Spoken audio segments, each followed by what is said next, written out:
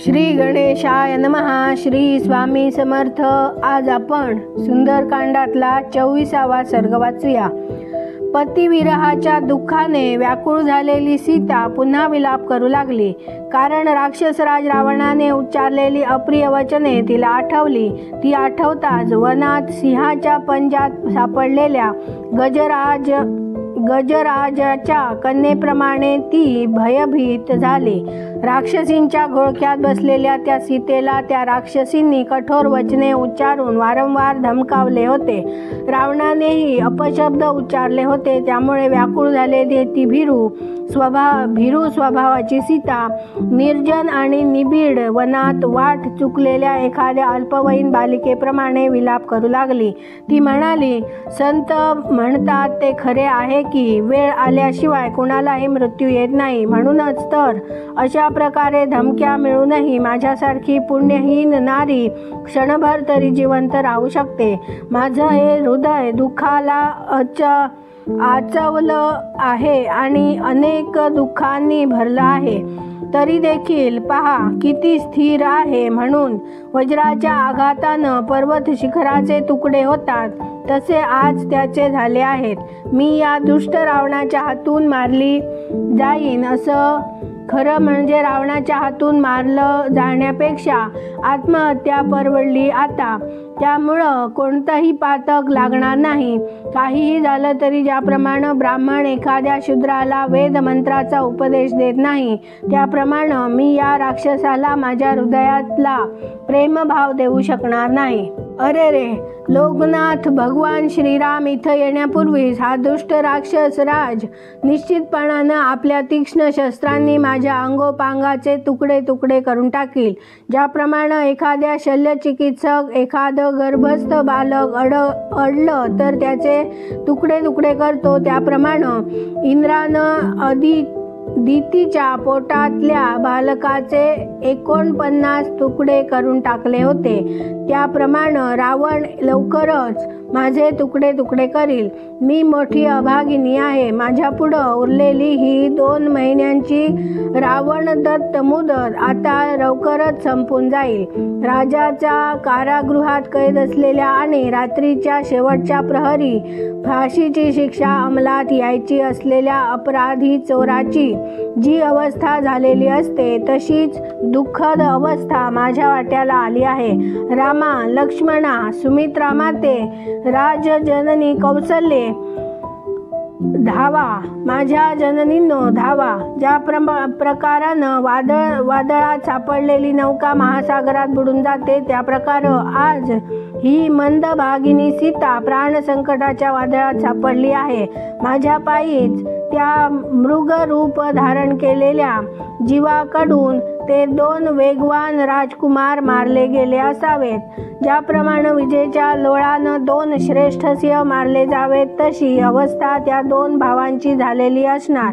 काळानंच त्यावेळी मृगाचं रूप धारण करून मला अभागिनीला मोह पाडला. त्यामुळं प्रभावित होऊन या मूढ सीतेनं त्या 2 आर्यपुत्रांना राम लक्ष्मणांना त्या मृगापाठीमाग पाठवलं होतं. सत्यव्रती दीर्घबाहू श्रीरामा, पूर्णचंद्राप्रमाणे मनोहर मुख असलेल्या रामा, जीव जगतांच्या हितचिंतक श्रीरामा, मी राक्षसांच्या हातून मारली जाते आहे आणि तुम्हाला याचा पत्ताच नाही. माझी ही उपासना, क्षमावृत्ती, जमिनीवर झोपणं, धर्म नियमाचं पालन आणि पतिव्रत्याचं पालन हे सर्वच्या सर्व वाया गेलं. कृतघ्नावर केलेल्या मनुष्योपकारासारखं निष्फळ झालं. प्रभू, आपल्या वियोगानं मी कृश आणि फिकट झाले आहे. आपल्या भेटीची आशाही आता मावळली आहे. मी जीवनभर ज्या धर्माचं आचरण केलं तो धर्म आणि हे एकपत्नीव्रत दोन्हीही माझ्या उपयोगी पडलं नाही. सारे कष्ट वाया गेले. मला तर वाटतं की तुम्ही नियमांना अनुसरून वडिलांच्या आज्ञेचं पालन करून आपलं व्रत पूर्ण करून जेव्हा वनातून परत जाल, तेव्हा निर्भय आणि सफल मनोरथ होऊन विशाल नेत्रांच्या खूपशा सुंदरींशी विवाह कराल. त्यांच्याशी रममाण होऊन गेल्यावर तुम्हाला माझी आठवणही यायची नाही. श्रीरामा, मी मात्र केवळ तुमच्याविषयी अनुरक्त आहे. माझं हृदय चिरकालपर्यंत तुमच्याशीच बांधलेलं राहील. मी माझ्या विनाशासाठीच जणू तुमच्यावर प्रेम करीत राहिले आहे. आतापर्यंत मी जे तप, व्रतवैकल्य जे काही केलं ते सर्व माझ्या दृष्टीनं फोल ठरलं आहे. अभिष्ट फल न देणाऱ्या धर्माचं आचरण करत राहिल्यानं आता मला आपल्या प्राणांचा परित्याग करावा लागणार आहे. माझ्या अल्पभाग्याचा धिक्कार असो. मी लवकरात लवकर एखाद्या तीक्ष्ण शस्त्रानं किंवा विषानं माझे प्राण त्यजू इच्छिते, पण या राक्षसांच्या कैदेत मला कोणी विष किंवा शस्त्र देणार देखील नाही. शोकसंतप्त झालेल्या सीतेने अशा प्रकारे खूप वेळपर्यंत विचार करून आपल्या वेणीचा उपयोग करून आत्महत्या करण्याचा निश्चय केला. या वेणीने गळफास लावून घेऊन मी यमलोकी जाईन असा विचार तिने केला. सीतेचे सर्वांग अत्यंत कोमल होते. ती त्या अशोक वृक्षाजवळ त्याची फांदी पकडून उभी राहिली. अशा प्रकारे प्राणत्यागासाठी उद्युक्त होऊन जेव्हा ती श्रीराम, लक्ष्मण आणि आपल्या कुलाविषयी विचार करू लागली तेव्हा त्यावेळी त्या शुभांगी सीतेसमोर अनेक लोकप्रसिद्ध श्रेष्ठ शकुन प्रकट झाले. ते सीतेचा शोक कमी करणारे आणि धैर्य वाढविणारे होते. त्या शकुनांच्या शुभफलांचा अनुभव तिला यापूर्वी देखील आलेला होता. त्या अशोक वृक्षाखाली आल्यावर खूपसे शुभशकुन त्या शुभलक्षणा सीतेसमोर प्रकट झाले. त्यामुळे व्यथित हृदया सीता, साध्वी, हर्षशून्य दीनमानस सीतेचा शोक कमी झाला. ज्याप्रमाणे श्रीसंपन्न पुरुषाजवळ सेवक वर्ग स्वतः जातो त्याप्रमाणे ते शकुन सीतेच्या सेवेस हजर झाले. त्यावेळी सुकेशी सीतेचा वक्राकार पापण्यांनी घेरलेला अत्यंत मनोहर असा काळ्या बुबुळाचा विशाल पांढरा डावा डोळा फडफडू लागला. जणू मासोळीच्या धक्क्याने लाल कमळ हलू लागले असावे.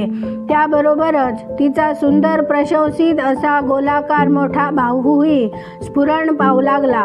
बहुमोल काळ्या अगरूने आणि चंदनाने चर्चित व्हायला योग्य असलेला तो बाहू तिच्या परमोत्तम प्रियकराशी चिरकालापासून निगडीत होता. मग तिच्या परस्परांशी संलग्न असणाऱ्या दोन जांघापैकी एक डावी जांघ वारंवार स्फुरण पाहू लागली. एखाद्या गजराजाच्या सोंडेप्रमाणे मोठी असलेली ती जांघ जणू हे सुचवीत होती की श्रीराम आता तुझ्या समोरच आल्यासारखे आहेत. त्यानंतर डाळिंबाच्या बी-सारखे सुंदर दात, मनोहर गात्रे आणि अनुपम डोळे असलेल्या सीतेचा पितांबर किंचितसा सुटल्यासारखा झाला. त्या वृक्षाखाली उभ्या असलेल्या सीतेचा तो सोनेरी रंगाचा किंचित मळलेला रेशमी पितांबर किंचित सुटून तिला भावी शुभाची सूचना देऊ लागला. या तसेच आणखीही अनेक सूचनांनी तिला प्रेरणा मिळाली. त्यांच्यामुळे मनोरथ सिद्धी जातात हा अनुभव तिला यापूर्वीही आला होता. मग ज्याप्रमाणे हवेने आणि उन्हाने सुकलेली बीज वर्षा जलाने शिडकाव्याने हिरवे रूप धारण करते, त्याप्रमाणे ती सुंदर भुवयांची सीता आनंदाने प्रफुल्लित झाली. तिच्या मुखाला बिंब फलासारख्या लाल ओठांनी, सुंदर डोळ्यांनी, मनोहर भुवयांनी, सुरुचिर केशांनी, वक्राकार पापण्यांनी तसेच शुभ्र उजळ दातांनी शोभा आलेली होती. ते सुशोभित मुख मग राहूच्या ग्रासातून मुक्त झालेल्या चंद्राप्रमाणे प्रकाशित होऊ लागले. तिचा शोक वितळू लागला. सगळा थकवा दूर झाला.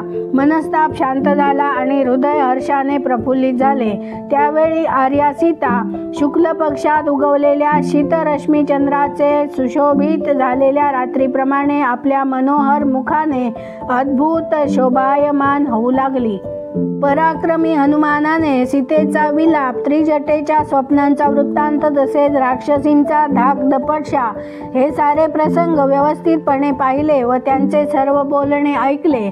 सीता जणू नंदनवनात एखादी देवी असावी तशी भासत होती. तिला पाहताना वानरवीर हनुमान वेगवेगळ्या प्रकारची चिंता करू लागला. त्याच्या मनात वेगवेगळ्या विचारांची गर्दी झाली. ज्या सीता देवीला हजारो लाखो वानर सगळ्या दिशांना शोधत आहेत सीतेचा शोध मी आता लावलेला आहे. स्वामीनं योजलेला दूत बनून गुप्त रूपानं मी शत्रूच्या शक्तीचा अंदाज घेत होतो.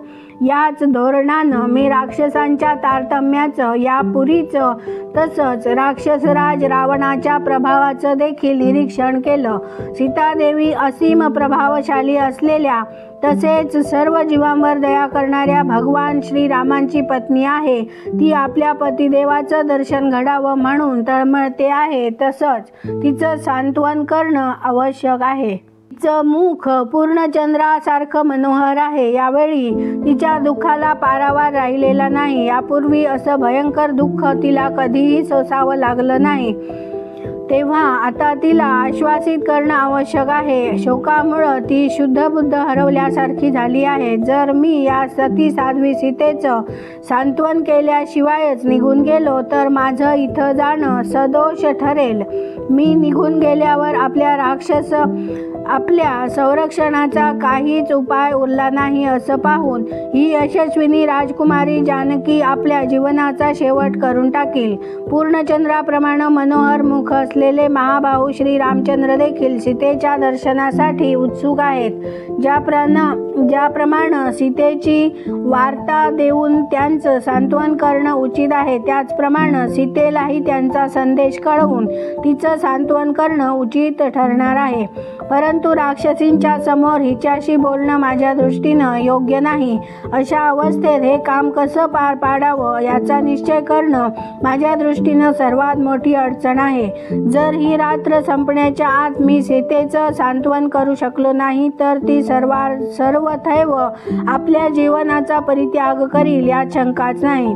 जर सीतेनं माझ्यासाठी काय संदेश पाठवला आहे असं श्रीरामचंद्रांनी विचारलं तर या सुमध्यमा सीतेशी बोलल्याशिवायच मी त्यांना कसं उत्तर देऊ शकेन. जर मी सीतेचा निरोप घेतल्याशिवाय जिथून त्वरेनं परत गेलो तर ककुत्स्थ कुलभूषण भगवान श्रीराम आपल्या क्रोधानं भरलेल्या दुःखासह दृष्टीनं मला जाळून भस्म करून टाकतील. जर मी या सीतेचं सांत्वन केल्याशिवाय जिथून परत गेलो आणि श्रीरामचंद्रांच्या कार्यसिद्धीसाठी आपल्या स्वामीला वानरराज सुग्रीवाला उत्तेजित केलं तर वानरसेनेसहित त्याचं इथपर्यंत येणं व्यर्थ होण्याची शक्यता आहे. कारण सीता त्याआधीच आपल्या प्राणांचा त्याग करील. बरं तर राक्षसी इथं असतानाच संधी साधून आज मी इथंच बसल्या बसल्या हळूहळू तिचं सांत्वन करीन. कारण तिच्या मनात संताप साठला आहे. एक तर माझं शरीर अत्यंत सूक्ष्म आहे आणि दुसरं म्हणजे मी वानर योनींचा आहे. वानर असूनही मी इथं मानवोचित संस्कृत भाषेत बोलेन. परंतु असं करण्यात एक अडचण आहे. जर मी ब्राह्मणाप्रमाणे सुसंस्कृत वाणीचा प्रयोग करीन तर सीता मलाच रावण समजून भयभीत होईल. अशा अवस्थेत मला व्यवहारातल्या भाषेचाच उपयोग केला पाहिजे. अयोध्येच्या आसपासची सर्वसामान्य जनता बोलते ती बोली भाषा वापरणं योग्य ठरेल. अन्यथा या सती साध्वी सीतेला योग्य प्रकारे आश्वासन देता येणार नाही. जर मी समोर गेलो तर माझ्या या वानर रूपास पाहून सीता आणखीनच घाबरेल.